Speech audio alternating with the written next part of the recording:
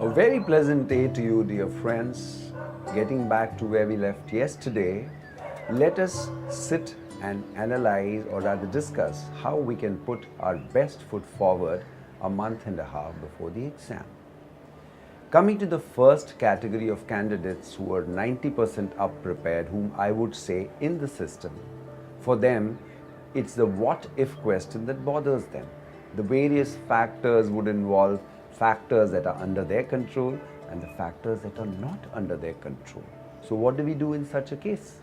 What is important is sit one day and sort out the factors which you can control before your exams and the factors which are not under your control. So, let us list the factors that are under such a candidate's control. The preparation itself. 90% of the course content is prepared, and are you really confident that you prepared 90%? You have to answer that question. If not, you can sort it out. The other thing is your practice test papers which have been assessed. Have you got them sorted? Simple exercise physical, you can do that.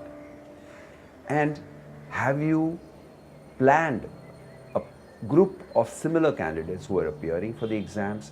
Have you planned something in terms of discussions and mock tests so that you can sit and feed off each other's knowledge? Have you also sorted out your minor areas that require correction and that requires some kind of a remedial help in such a case? Have you sorted them out?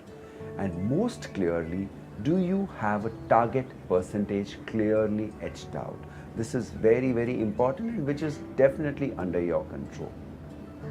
Coming to the factors that are not under your control, two major such factors would be, what would be my rank at the end of the exam? It's definitely you cannot control. You can set the target percentage, but you don't know how the others are doing, so you're not very sure about your rank. It's not under your control. What would be my medical condition on the day of the exam? Will I get jitters? Will I have a stomach upset or any such thing? Definitely not under your control. And because of this, there are certain things like jitters, nervousness, GBs, which are again not under your control. So, how do you reconcile, how do you resolve these kind of factors which are not under your control? Simple concept. Relinquish, accept the fact that they are not under your control. You just have to see that you accept this fact and you see that things would sort out themselves. You can decrease the probability of not falling sick on the day before your exams. You can reduce it. That's under your control. And a few other tips too. First thing that is there is your nap. See that you have no afternoon naps, rather have one single long stretch of sleep in the night. Don't get into any kind of verbal duels, tiffs, quarrels, arguments with people who are near and dear, your friends, your relatives, because it will play upon your mind and you won't be able to concentrate on your work. Then food. Food is another thing. See that you have very nice healthy food, more of liquids, plenty of juices, plenty of water, salads, fruit. Friends, at this time don't bother too much about the sugars. Have a lot of natural sugars because it will keep your brain totally pepped up. If you have a pet, cuddle it, talk to it. It is a wonderful stress buster. Set small goals which are achievable for each day and see that they are completed or they are attained. Never hesitate to start the day with your work, but don't worry too much if you're not able to complete your target. You can always try it for the next day. You can push it on to the next day. Things will fall in place. Coming to a place to study, it's your home. Choose a suitable place which is comfortable, but there's not much of distraction, where you feel you really can put your best foot forward. Keep your mobile phones off as much as possible. Don't set your targets based on others' targets. You are moving with friends. Set your targets according to how you have understood yourself. And trust me, these issues of nervousness and all would happen only on the first day of the exam. Once you appear for the exam, you will be on a roll. Things will fall in place themselves. And never worry about what if my brain deceives me at the last moment and I may not get key points. Don't worry, the brain is an amazingly resourceful device.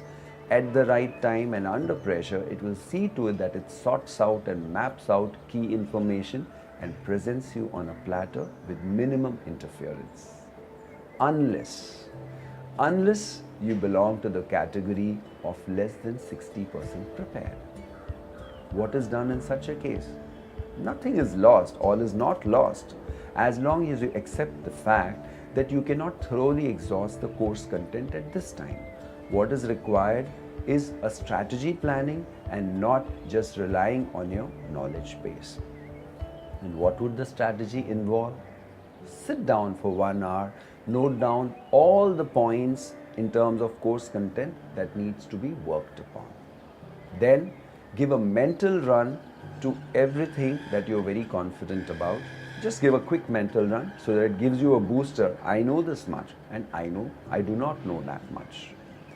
Keep again your practice papers which have been assessed, your test papers at your coaching class or any place where you got additional help.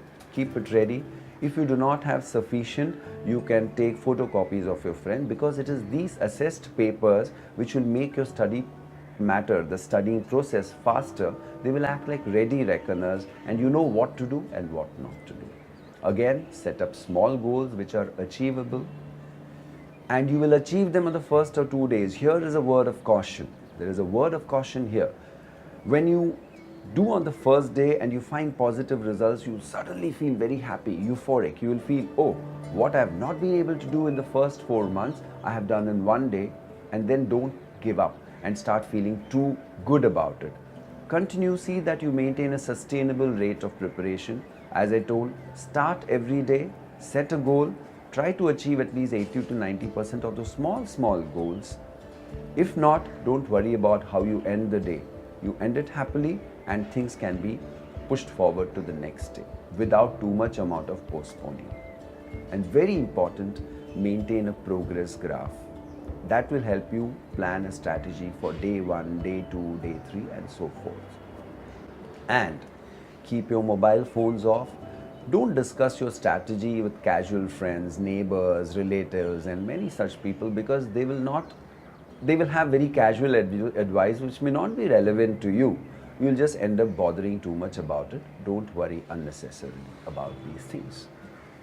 And definitely certain other tips too. On the day of your exams for both the categories, try to go in for private vehicles rather than depending on public vehicles. Maybe you could pool in.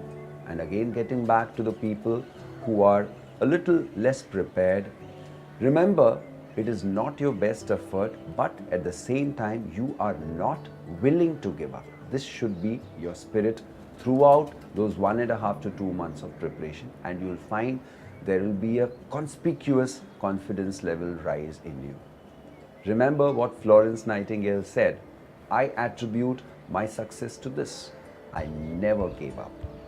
And attaining success, how do you attain success? When you attain success, what you become by achieving your goals is much more important than what you get by achieving your goals. With that, I end my discussion, my talk with you, wishing all of you the very best for your exams, and one word of caution, one caveat: don't bank too much upon these best wishes. Have a great day. Thank you.